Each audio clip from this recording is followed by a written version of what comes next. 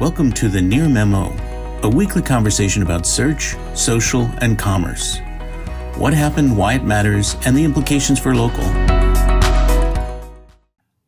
Well, we can talk about AI and SGE and all of these things at length, but let's move to the David and Goliath story. And it's appropriate that you, David Mim, are talking about the David and Goliath story, which is about content and ranking and original sources and outranking the original source. So if you're in SEO, you've probably heard about this story, which significant tip of the hat to Giselle Navarro and Danny Ashton of a site called housefresh.com. So they review essentially air purifiers and other sort of home environmental products. And it was basically a rant about, all of the sites that are outranking them for the queries that they're trying to rank for.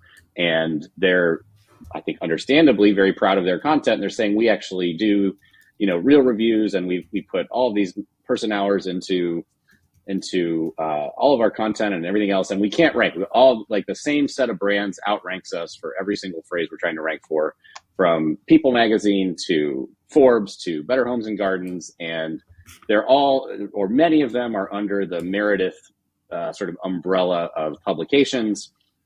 And this is what Google is rewarding these major publishers at the expense of sites like ours and making it impossible to break in. Again, this is not a criticism of anything they're saying. I think that's everything they're talking about is absolutely true. And I can understand how frustrating it must be for them as the sort of content publishers whose business depends on search visibility. Like, I totally empathize with this situation. So this is definitely sort of made SEO news. So just from a link building standpoint, like, mission accomplished. You've gotten links from tons ironically publications. So yes, so great job. And now you might actually start to rank better for a lot of these phrases that you're trying to rank for. So that's all great. The sort of follow up to this has been potentially even more interesting, at least in my view, even more interesting than the original article was. So soon after, somebody added this post to Reddit, and the Reddit post ended up outranking the original post pretty quickly. And just that then showed sort of Google's hand on the scale, or whatever you want to call it, for Reddit in particular, and part of the sort of hidden gems update, where forum sites are generally performing much better than typical sort of original content sources. And the other piece of that, of course, is that Reddit is a very strong brand. They have a very strong backlink profile. And so it was sort of doubly emphasizing the brand problem that Giselle and Danny were highlighting in their original piece. Barry Schwartz, friend of the pod. If you don't know Barry, you should by now. Search Engine Roundtable does a phenomenal job chronicling basically all things Google news related to Google. And his post has gotten a lot of visibility and a lot of chatter, a lot of back and forth from other SEOs. He did a great job of kind of laying out what's happening and compiling responses. Danny Sullivan, search liaison at Google, jumped in and said, thank you for the thoughtful post. He agreed with most of it. He had a nitpick about one or two sort of more technical items, but he basically said, we're sort of sorry to hear this. We actually do want to reward independent sites like yours, and we're going to try to do better. And I just thought that was, Danny's in a tough position, because I do think when he was editor of Search Engine Land, or whatever his title was, I think he probably would have been he would have been all over it. Conflict of interest. Yeah, exactly. He would have been. It would have been one of his classic rants. 10,000 words. Correct. And I think now that he's on the Google side of the house, it's just very difficult for him. He probably legitimately does feel like Google should be rewarding stuff like this, but it's never been this way. Google has, the very famous line from the, Senate antitrust trial in like 2011 or whatever, from Eric Schmidt: brands are how you sort out the cesspool of the internet. And to Google, HouseFresh and other sites like it are a cesspool. It's very hard for their algorithm to say, oh, HouseFresh is the one that we should be rewarding here, as opposed to all of these major media publications, which generally have a bunch of links. They have a bunch of branded searches. If Google truly does want to reward a site like HouseFresh, it has to completely retool its algorithm to shift away from brands and other signals that imply a large brand, like the number of links pointing to a given page or a given site.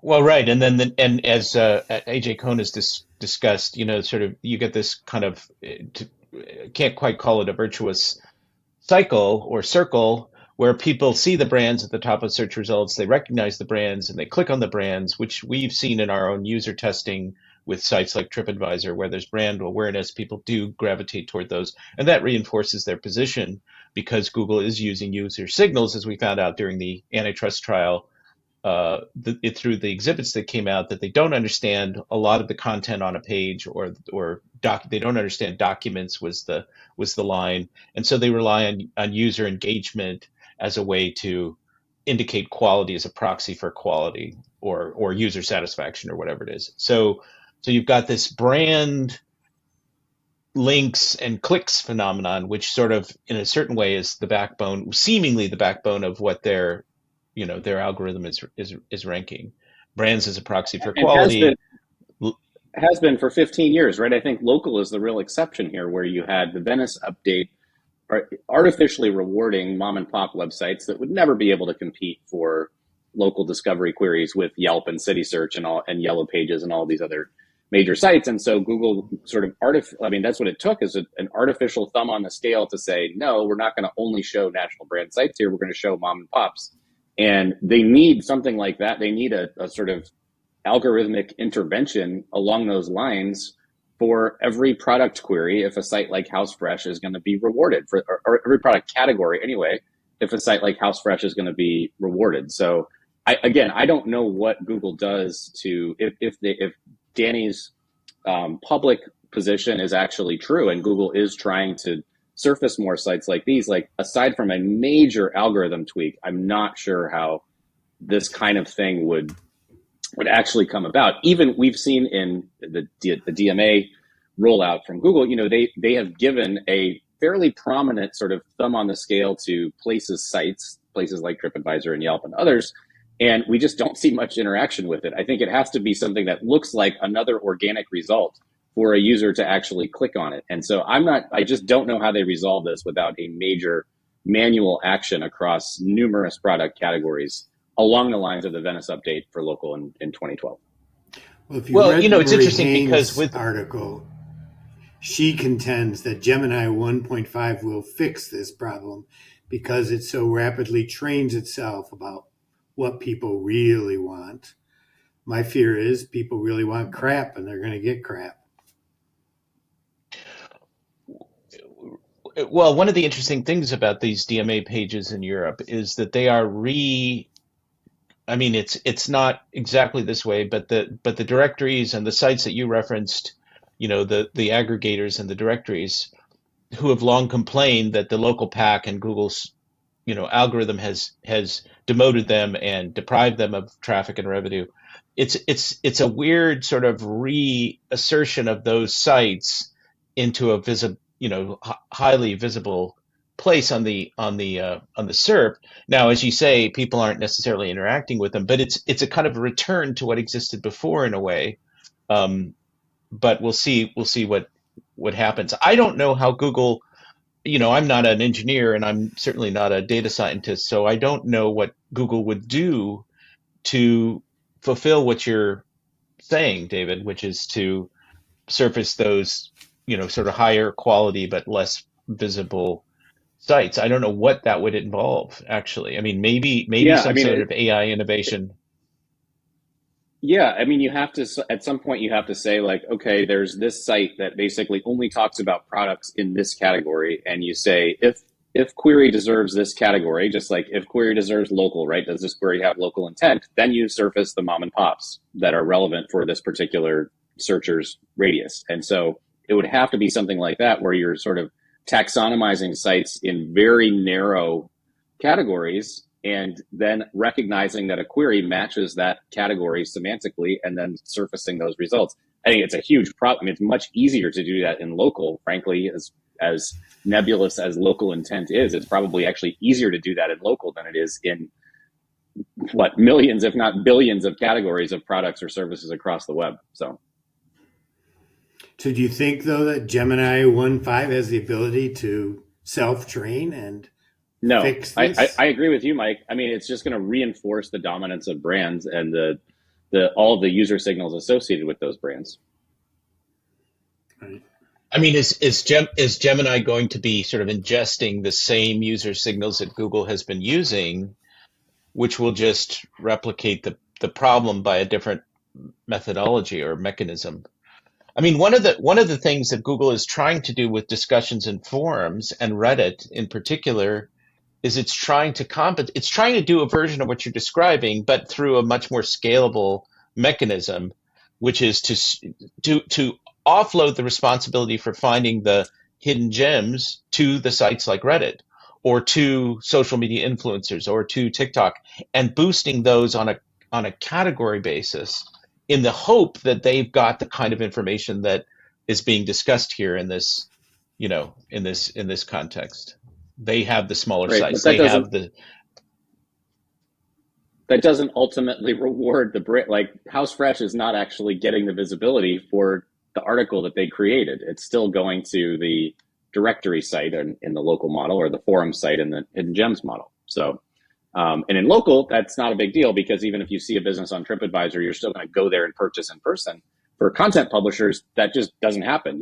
I'm not sure why you would actually click through to read the full article if you're getting a snippet in Gemini or if you're getting the summary of it in Reddit. So.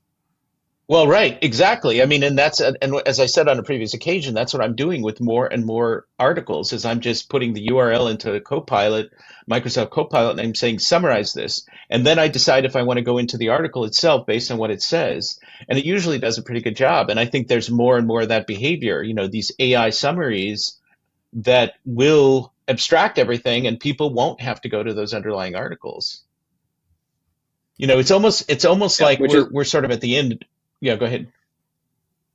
I was going to say, I mean, it's again, for those of you who are in local search, like I don't think Gemini or whatever the Copilot, whatever ends up happening with the SERP in local, I don't think we should fear that as local SEOs, because at the end of the day, you're still going to buy from a physical business. But I do think if you're in any kind of content publishing and your business depends on eyeballs generally, or affiliate links from eyeballs, yeah. That world is in serious trouble in the next 18 months. Yeah. Yeah. So, sort of final comment before we adjourn here. Months and months and months ago, I said there's an opportunity for someone to recreate the Yahoo directory, sort of a more curated, kind of handcrafted, resource. And not literally recreate the Yahoo directory, but it's sort of something that could be done in this context, is really in these niche situations, really finding the best quality stuff. I don't know who's going to do that. There's no sort of business model there, so nobody's going to actually do it. But I think that's what people want now, and that's what a lot of the social and hidden gems activity is designed to surface. But sort of only but then you have to build even if you do build the best product, right? Even if you build the Yahoo directory for air purifier reviews, then you have to get visibility yourself. You have to build the brand exactly to get people to actually use it. So, well, you build your brand on TikTok, and then people do navigational searches to go directly to your brand. Mike, you've been wanting to say something before we go. No. I've just been getting ready to click the button. I keep thinking we're near the end, and so I keep moving towards. No, we're just going to keep going. We're long-winded like AI search results now. All right. So thanks for listening again. Tell your friends, come back next week, and look out for our new DMA-centric European user research that will be published next week. Should be pretty interesting. Thanks for joining David, Mike, and Greg. To stay on top of the latest developments in local, subscribe to our newsletter at nearmedia.co. We'll see you next week.